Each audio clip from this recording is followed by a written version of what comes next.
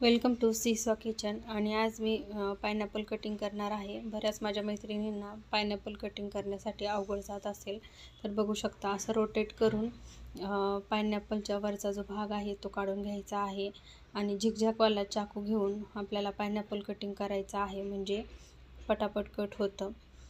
आणि अशा पद्धतीने वरचा भाग काढून घ्यायचा आहे व्यवस्थित. पायनॅपलच्या वरची साल काढल्यानंतर असा गोल भाग उरतो, तो असा क्रॉस करून व्यवस्थित काढून घ्यायचा आहे.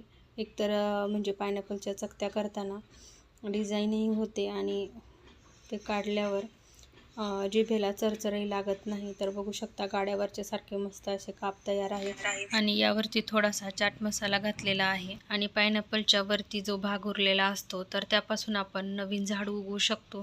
तर ते कशा प्रकारे उगवायचं आहे तर ते नेक्स्ट व्हिडिओमध्ये मी सांगणारच आहे. Bye bye. Like, share, subscribe.